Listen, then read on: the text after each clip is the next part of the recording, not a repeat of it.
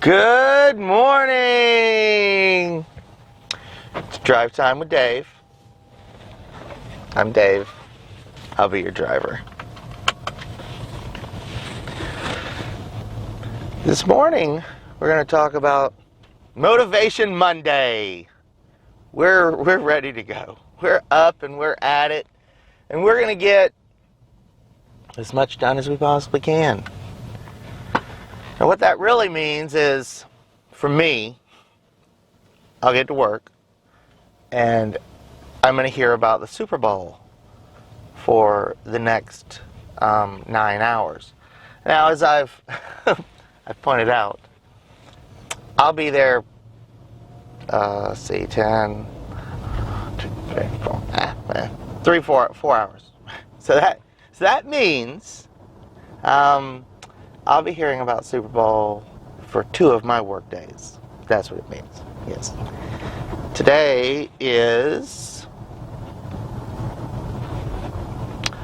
Monday, February 6th, 2017. The day after Super Bowl. And I will, as I just said, I'm going to be tortured. Productivity's, going to be a joke. I read an article where I don't know who it was. I can't quote them, but it was on the verge of ridiculous that they were trying to appeal to the government to make this a national holiday the day after the Super Bowl, because productivity on the day after Super Bowl is a joke, because half the people don't go to work because they've stayed up too late. And in a way, I agree. Well, okay. Let's just say 5% of me agrees that productivity will be a joke. And so my work day is going to be, I'm going to be the warden. That's it. I'm just the warden today. And the employees are prisoners. And I'm just going to be patrolling the hallways with my stun gun. So every time somebody starts doing this, give them a little, gotta give them a little pick-me-up. Give them a little pep talk. Pep them right up. All right, come on now. We're here. We're ready to go. Well, Dave, well, what did you do for Super Bowl? Why, nothing. I did nothing. What did you watch the game? No, I didn't. I apologize. I apologize deeply from my heart that I didn't. And that's why I'm here ready to go. Now, I'm not saying that people shouldn't watch the Super Bowl, because I have to assume that, everybody in the free world watched the Super Bowl. But as a small business owner, it is quite a challenge. That's all I can say. It's too much of a challenge in some cases. Which leads me to our next topic. Hiring employees. So, my wife, she's already ready to step it up. I've showed a few videos of her purchasing ability. She's got quite the purchasing ability. And she's ready. She's like, all right, so what are the steps? I just said, watch my videos. She goes, I don't have to watch your videos. You're here and you will answer me because I say so. And then, that's not the look she gives me. She gives me that look right there. That's the look. You will give me the information that I require, or your life functions will cease. Yep. Well, okay, so, the easiest thing to do is to look around in the nearby community, which is a terrible idea, by the way. We live in a very small community with just about everybody has kids,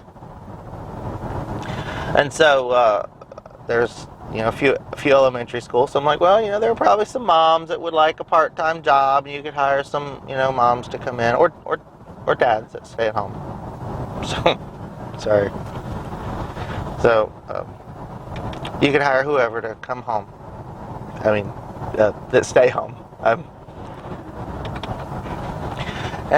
Okay, so, well, what should I ask them? Well, if they can type. I personally, if I just wanted a couple of super fast typing part-time employees, and I had a way to supervise them, I would just choose to hire a couple of between 16 and 18-year-olds. Because they could probably type faster with their thumbs than most people can that have been to a typing class. Thanks to social media, they are quite the typers. And that's what we care about in the world of listing. So my wife says, yes, but they've not bought very many clothes. Really. So they don't know how to describe those clothes. Oh yeah? I'm pretty sure a 16, 17, 18-year-old have more fashion sense than about 100 of us put together. And she'd be able to describe it in terms that we wouldn't even understand. She'd probably put, hashtag cutesy, some canary yellow word on there, and all of a sudden you'd sell it in like 5 seconds. She goes, I just don't think they're going to be able to describe it. Okay, all right, okay. So, well, I'm going to go ahead and I'm going to look for some moms or dads. Right? I said, okay, all right. So my wife, she had a couple of interviews after we had our discussion about whether she was going to hire moms or teenagers. So the first mom called out no interview. She was sick.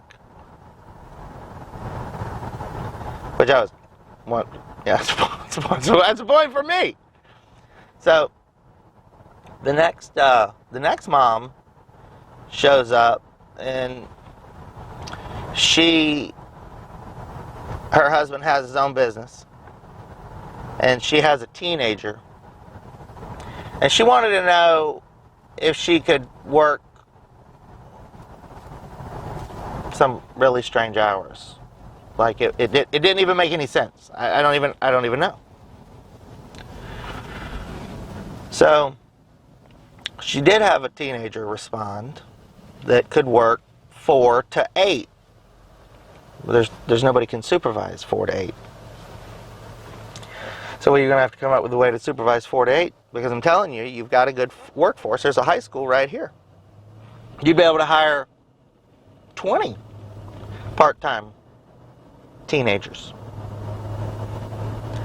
Well, I really like to hire a responsible adult, like the one that called in sick already. Called in, doesn't even work for you, I already call it in. Wants to reschedule the interview for later.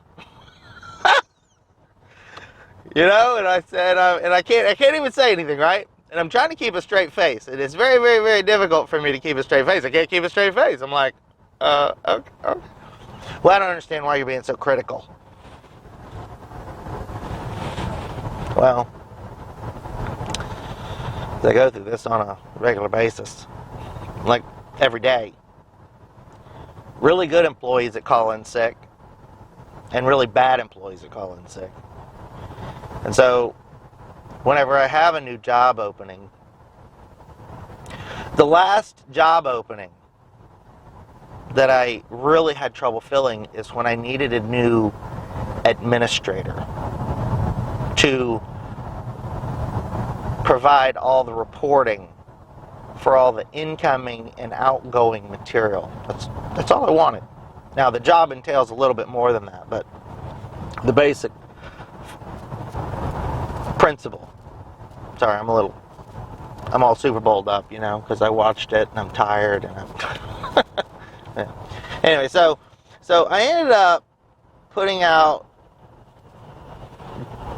job placement ad, and I ended up getting roughly 1,000, give or take, resumes. Maybe it was 900, maybe it was 1,100. At the point that you get that many emails in my box, when it said, you have 1,180 something unread emails, I'm like, it's a lot of people applying.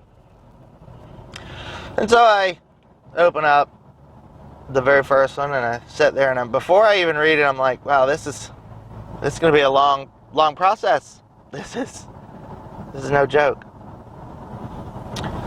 So the very first one was, my current position is pizza delivery.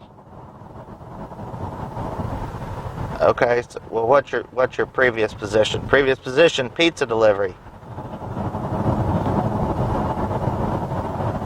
So you've had 2 pizza delivery jobs. Well, now I'm having a conversation with myself because there's not really a person here. So I'm like, well, I don't know why you lost the first pizza delivery job. I'm going to go with it. There's no way. Anyway, so we went on, and I moved through all of them. And out of the 1,000 resumes, I called 3 people for interviews. One of those people did not show up. One of them completely told as much false information on their resume as possible. And the third one still works for me 2 years later. Hers was actually correct. All the information was there. And she does a wonderful job. It's kind of like bobbing for apples, except there actually are a whole bunch of bad apples. People that want a better job, but they don't actually know how to do a better job. And they think that even if they couldn't do the job, why go through the trouble of telling somebody and wasting their time? Which goes into time management. So much time is wasted from where I sit. That's not that my seat is any higher than anybody else's, but there's a lot of waste of time. And today it's all revolving around today and the hiring process, and because today there are so many days a year that are just like today. Right? Now, I can't sugarcoat this, okay? I can't do it, right? So, as awesome as Christmas season is, because we all know our sales are going to go up. Christmas is, it's Christmas time, all that. Yep. And it's joyous and wonderful. Well, what I experience is, say, this last Christmas. Christmas was on a Sunday, and Christmas Eve was on a Saturday. So the not holiday that was the Friday, it was, I wasn't there. So this was my mistake. And there was nothing done. Basically, I paid people just to be there.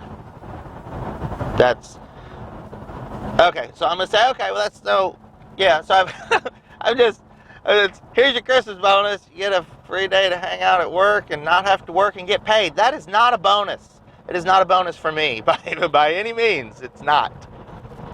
And oddly, I paid them to do the same thing Thursday because I wasn't there. The warden was not there. The prisoners were running the prison. I know that's such a terrible analogy. I know. That entire week before Christmas is nothing but what they're doing for Christmas, and their family's coming into town, and it is nice as all that is. I mean, it's wonderful.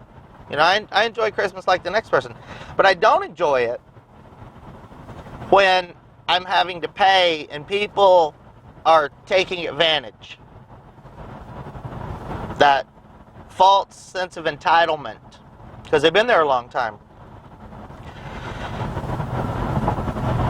The ups and downs in those days, that the day after Thanksgiving is not a holiday. Okay? It's not. It's not. And people are buying. And so it's a really big day. And people are shopping on Thanksgiving.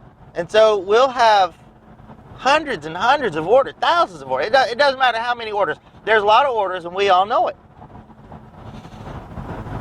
And nobody wants to work on the day after Thanksgiving. Everybody that works for me requests that day off. So I actually have to close down the whole operation, not paid, mind you, because I refuse to pay, and they all take it off. So you can have a 4-day weekend. I spend so much time reviewing requests, and then I have to go talk to the individuals about, you've requested every Monday off for the next 6 months. Every Monday. And if I don't give it to you, you're just going to call in sick. And you act like I don't realize that's what you're doing. You think somehow that you're calling in or you're requesting it off, and I don't know, or I don't notice, or I'm not paying attention. I don't even know. Anyway. So, and yes, that is a true story. Yes. I have one very specific employee that cannot. I'm sorry. There's two. One likes to take every other Monday off, and one of them tries to take it. So this morning, it's like Christmas. I can't wait to get to the office and see who's not there. I don't know. Because it's the day after Super Bowl Monday. And it's a national holiday. And I'm foolish for believing people would come to work today. That's it. But I'm not foolish to believe that they would be online shopping. No. Because I know they're shopping. Maybe my employees will stay home and they'll do some shopping and buy from all of you guys. That's great. See? So it's a win-win, except for me. Not a win-win for me. So, the pitfalls of hiring and employees and how difficult it makes it. But at the same time, I also realize how difficult it makes it if my camera just went out of focus. Hello. How difficult it makes it without employees. You have to have employees to grow. And then with employees come problems. So back to the original portion of the video, and my wife hiring people, and learning quickly that people are going to call in. Because she's like, I don't understand why it's always been such a problem for you that people call in. Well, when you have a bunch of employees, I mean, I guess it's okay. I'm not going to say it's okay because it's not okay. I mean, if they're sick, yes. Nobody's sick today. The interview you had scheduled, the woman couldn't come to an interview. So when you have two employees and one or both call in, it reminds me of what happens when you're a small restaurant with just a handful of employees and you have a few cooks on rotation and one of them calls out. What happens? What happens when you're just a small whatever? It doesn't matter, whether you're a Subway, well, Subway's different because they'll call one of the other local stores and they'll move people around. But when you don't have that ability and you're an independent, that was a bad example. I shouldn't use Subway, but when you're a small independent, you don't have an extra pool of people, and so it's difficult for you to say, well, I'm going to have extra people on staff. In this case here, I'm like, Lauren Lee, you need to have at least two people listing. That way, at all times, somebody will be listing. There's No two ways about it. I'm not sure if I made any sense at all this fine Monday, because I'm in Super Bowl mode. Everything's about the Super Bowl today, and the Super Bowl is counterproductive to small business owners. Congratulations. As awesome of an event as it is, it's also a huge problem. And until you get to this point, it won't be a problem. And I've provided no insight and no information today other than just sharing my problems.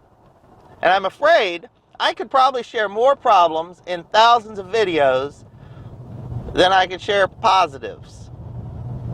Mostly negatives. But I've heard negative reinforcement is positive. Right? I read that. I don't know. This was Drive Time. I'm Dave. I am the driver. I'll see you soon.